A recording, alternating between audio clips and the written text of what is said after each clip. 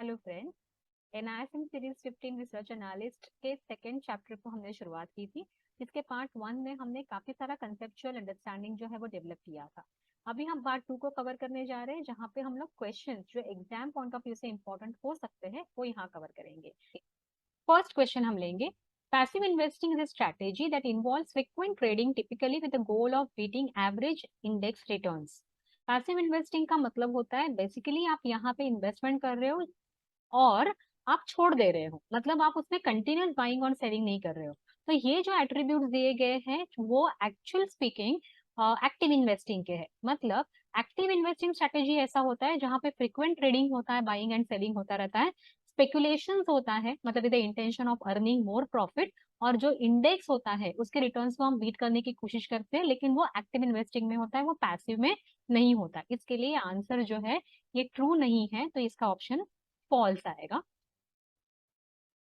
Next question, tomorrow trades are the trades where settlement occurs on dash day और days. Tomorrow trade का हमने पहले ही discuss कर चुका है। टुमारो का मतलब है T transaction plus next day, मतलब नेक्स्ट डे तो कल होने वाला दिन, तो टी प्लस वन होगा।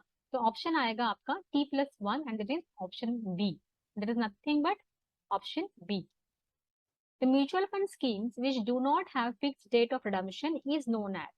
जिस दिन में फिक्स डेट पे रिडम्पशन नहीं हो रहा है, मतलब एक दिन में आप इस पर्टिकुलर डे में आप आइए और आपके पैसे लेके जाइए, वो जब नहीं होता है तो उसे हम लोग ओपन एंडेड स्कीम बोलते हैं। ओपन एंडेड स्कीम का मतलब होता है आप कभी भी इन्वेस्टमेंट शुरू कर सकते हो, कभी भी आप उसके में से रिडम्पशन ले सकते हो या उसमें से आप एग्जिट ले सकते हो। तो ऑप्शन है आपका option number A, open ended scheme.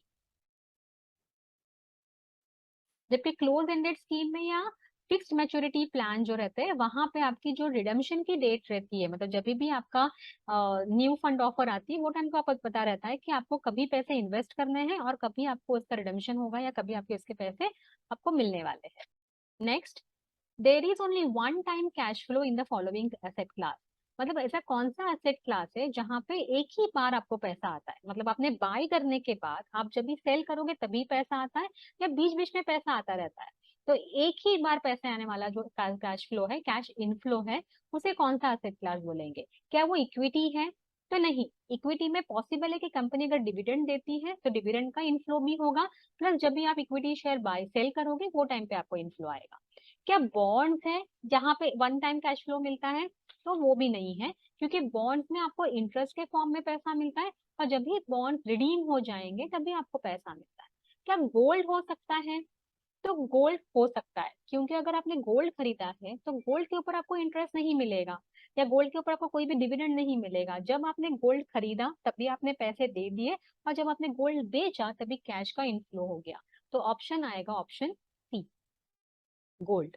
Next, the FMC is to.